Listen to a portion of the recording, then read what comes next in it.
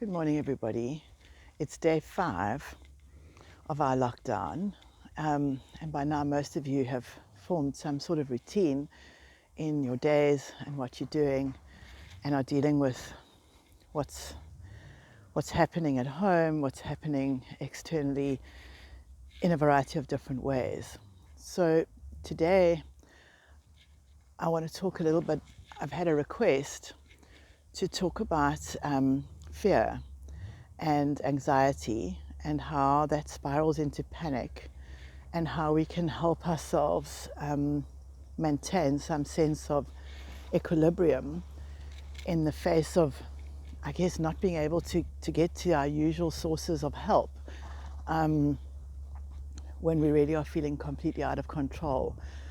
So I know a number of people are really struggling with managing their anxiety at this time.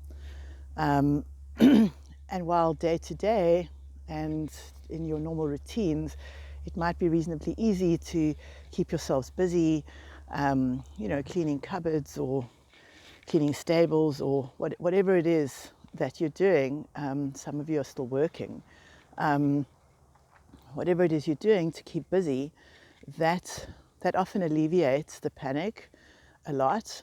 But there are times, I think, for all of us where what's happening in the world really threatens to overwhelm us, because we don't know the answers. We don't know what's happening or what's going to happen or how things are going to be. So I know that for some of us that can become a real spiral that we don't quite know how to get out of. And I guess what I really want to say about that is if you're really feeling moments of overwhelm, I think that's very understandable.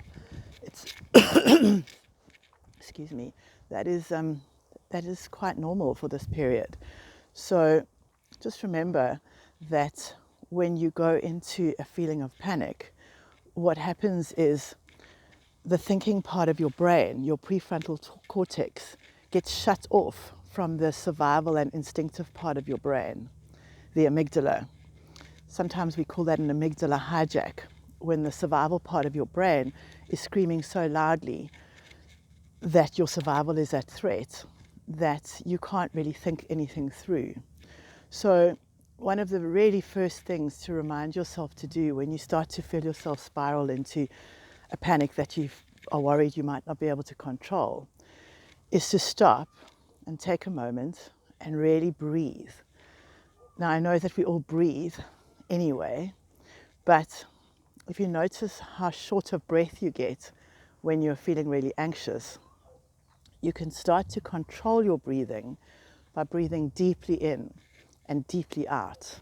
I like to practice a technique that breathes in for 4 breaths, 4 counts. So breathing in 1, 2, 3, 4, and then if you want to hold it at the top a little, and then breathe out 1, 2, 3, 4, and really kind of remind yourself to just stay with that for a while and just breathe. The simple act of breathing in that way can really calm down your amygdala to the point that it re-engages the thinking part of your brain. And it really does help you to feel calmer, or at least better able to breathe, because sometimes when you really get into panic, one of the first things that you notice is that you can't breathe well.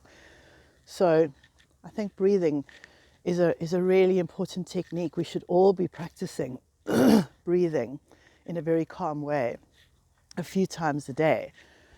It's good for us in any conditions. It's good for our mental health. It's good for our physical well-being.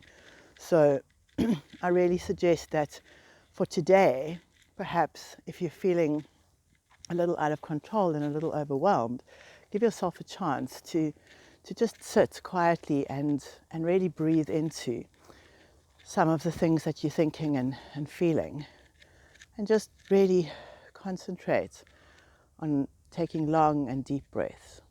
I'm going to be doing that today because I'm also feeling a little bit of heightened anxiety, and I'm really going to spend some time with myself focusing on quietening my breath. Have a lovely day, I'll see you tomorrow.